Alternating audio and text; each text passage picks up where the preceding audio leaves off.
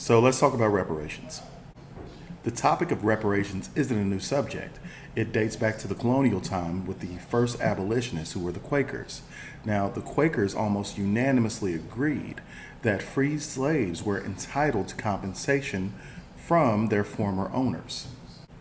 During the Revolutionary War, Warren Mifflin advocated for the restitution for freed ex slaves. Even before the Civil War, there were abolitionists who were presenting suggestions on how they could actually compensate the liberated slaves. Then you had radical Republicans like Thaddeus Stevens, who actually called for the permanent confiscation of the plantation lands to be redistributed to the freed slaves. That idea was shot down quickly. Guess by who? Even during the Reconstruction period, when the freed slaves of Georgia and South Carolina were given donkeys and were placed on about 400,000 acres of land, that was stripped from them after Lincoln's assassination by President Andrew Johnson. Guess what party? And now, here again, in modern times, reparations comes up again, especially since slavery, race, and all them was such a prominent theme for the Democratic Party. See, the thought of reparations leaves me with more questions than answers. First question is, who are we getting reparations from? Is there one group that is actually responsible for the enslavement of African Americans at that time? Do we put the sole blame on white Europeans, or do we also blame the Portuguese, or do we blame the nations of Africa at the time?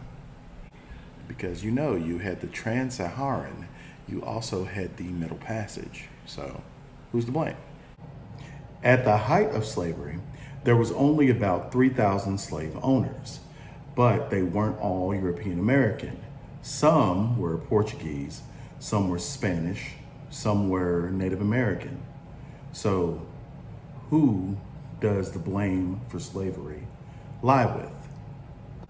Another question for me is, in order for reparations to be given, you have to have one group of people who benefited while the other didn't.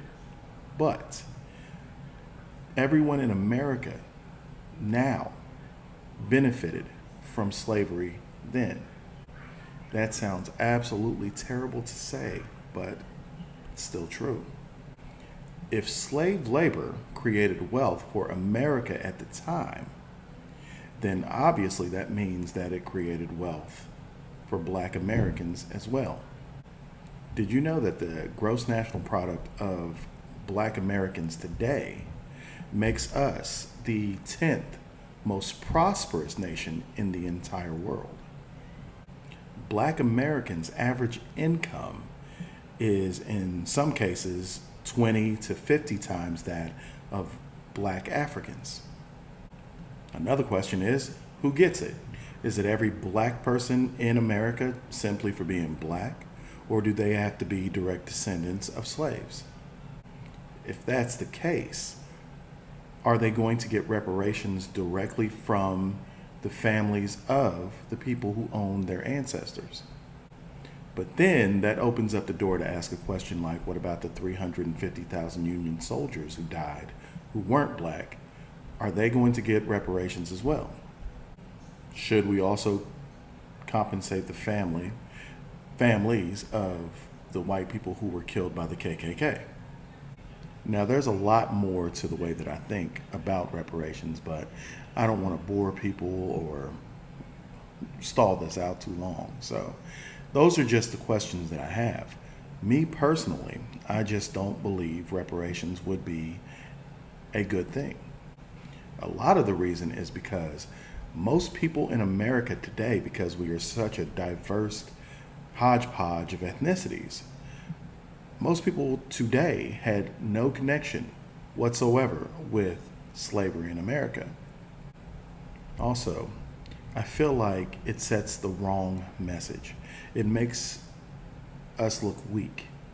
It makes us look like we're just asking for a handout, that we can't do this on our own.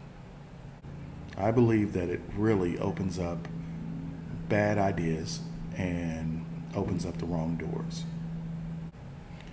In order for us to heal together as a nation, we have to accept the past as it was, but we have to leave it there in the past, not pick it up again, and really to not repeat what happened in the past.